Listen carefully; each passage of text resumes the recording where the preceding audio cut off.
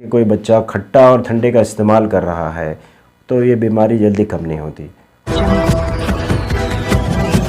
Hello Nanded news में आप सभी का स्वागत है। चलिए जानते हैं आज की खबर। हमारे चैनल को लाइक, सब्सक्राइब, शेयर ज़रूर कीजिए। दोस्तों, मैं हूं मोहम्मद सरफराज और आप देख रहे हैं हमारा चैनल हेलो नांदेड़ न्यूज़। दोस्तों, आज की ये वीडियो बहुत ही इंटरेस्टिंग होने वाली है, आपके बहुत ही फ़ायदेमंद होने वाली है, क्योंकि आज हमारे चैनल में हमारे ख़ास मेहमान हैं डॉक्टर अब्दुल रहमान सर, जो कि ENT स्पेशलिस्ट है। आज हम इनसे इन्फ्लुएंज़ा और मम्स बीमारी के बारे में अहम जानकारी हासिल करेंगे। इन्फ्लुएंज़ा और मम्स को आम भाषा में हम गले में खराश रहना, नाक से पानी बहना, बलगम आना, इन सब चीज़ों को इन्फ्लुएंज़ा और मम्स कहा जाता है।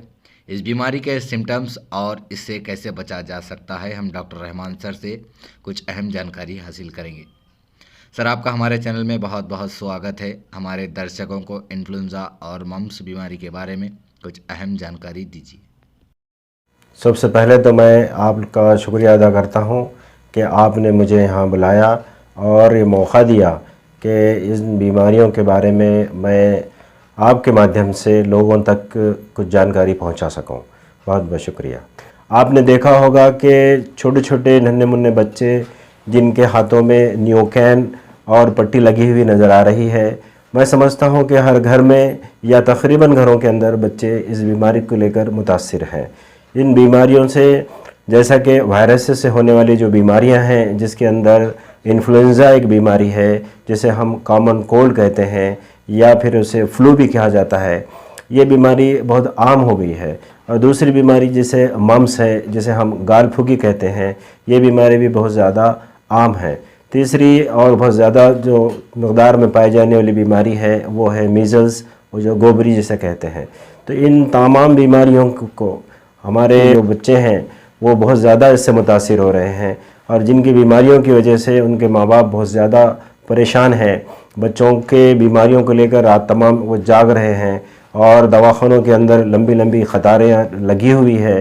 तो ये बीमारी, मैं समझता हूँ कि ये बीमारी का जो नांदेड़ शहर के अंदर जो हुआ है, इससे बहुत ज़्यादा ऐसा लग रहा है कि माहौल, जो इन्वायरमेंट अब बदल चुका है, जो सुबह के वक्त सर्दी हो रही है और दोपहर के अंदर गर्मी हो रही है, इसका असर काफ़ी है। और ये जो वायरसेस है, ये मौसम की तब्दीली की वजह से ये वायरसेस बहुत ज़्यादा जो है असर कर रहे हैं और अपने बच्चों को, बहुत बड़ों को ये ज़्यादा मुतासिर कर रहे हैं।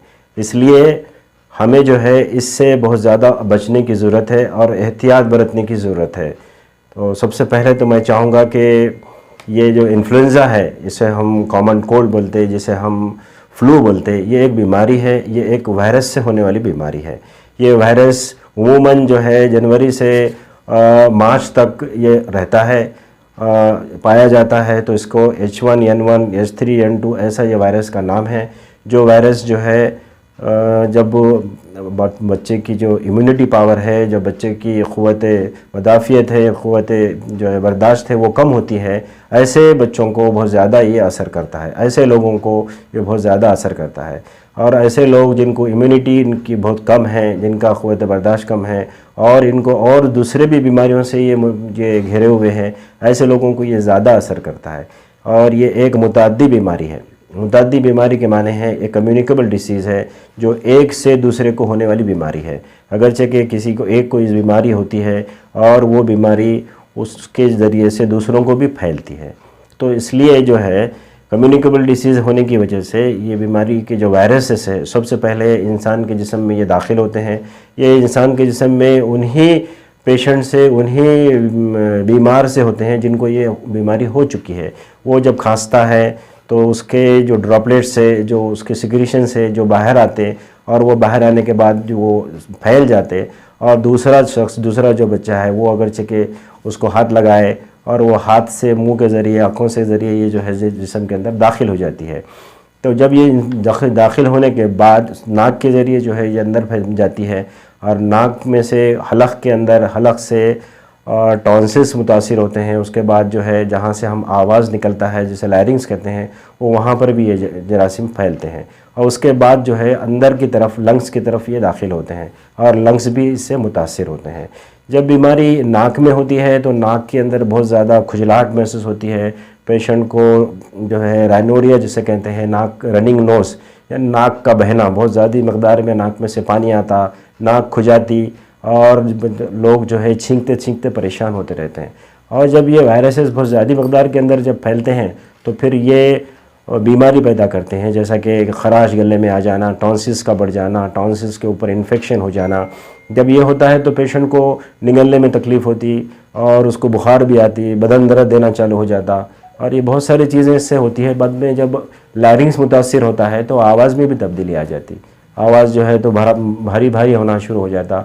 जब लंग्स में जब ये इन्फेक्शन फैलता है तो पेशेंट को खांसी, बलगम और कंटिन्यूस खांसी वगैरह होती रहती है और पेशेंट मुतासिर होने से उसको बुखार वगैरह, बदन दर्द, ये चीज़ें उसको होती हैं। सर, इस बीमारी से बचने के लिए क्या एहतियात सावधानी बरतनी ज़रूरी है? एहतियाती क़दम यह है कि जिस तरह से हम कोरोना के अंदर जो प्रोटोकॉल फॉलो कर रहे थे, जो कोरोना के अंदर जो एहतियाती तदाबीर हम जो है कर रहे थे, वो अभी हमें करने की ज़रूरत है। सबसे पहले तो हम जो है अपनी इम्यूनिटी को अच्छा रखें, अपने खान पान को अच्छा रखें, बच्चों को अच्छा से उनको ग़िज़ा दें, एक ताकतवर ग़िज़ा उन्हें मिलनी चाहिए। आजकल जो है बच्चों को लाड़ करने के लिए उनके माँ बाप, उनके नाना नानी, उनके दादा दादी सबसे पहले उनको कुछ पैसे दे के जो है चॉकलेट वगैरह दिलाते हैं। जब बच्चा चॉकलेट खा लेगा तो खाना कहाँ से खा सकता है? तो इसलिए उसको ये ऊपर के चीज़ें जो हैं उससे अपने को जो है दूर रखने की ज़रूरत है। उसको एक पूरा अच्छा सा खाना मिले, हम भी जो है अच्छे सा खाना की ग़िज़ा खाएं और अच्छी भरपूर नींद लें। कम से कम हमें 8 घंटे की नींद की ज़रूरत है और साथ ही साथ जो है वक्त पे खाने की भी ज़रूरत है। ये चीज़ों से हमारी क़ुव्वत बर्दाश्त जो है जो अच्छे से बढ़ेगी और हम बीमारियों से हमारा जिस्म महफूज रहेगा। छोटी मोटी बीमारियां अगरचे हमारे जिस्म में दाखिल भी हो जाती हैं तो उस बीमारियों को जो है जिस्म अंदर के जो उसकी डिफेंस पावर है उसको मार भगाएगा और हम बीमारियों से महफूज रख सकते हैं।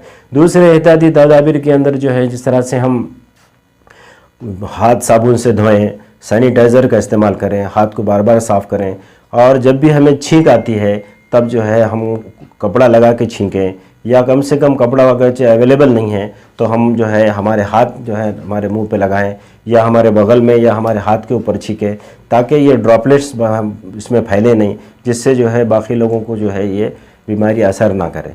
इस तरह से हाथ का धोना और जो है मास्क का इस्तेमाल करना, मास्क जो है इस्तेमाल करते रहें ताकि हमारी जो जिस्म है, जिस्म के अंदर के जो ड्रॉपलेट्स है दूसरों को ना फैलें।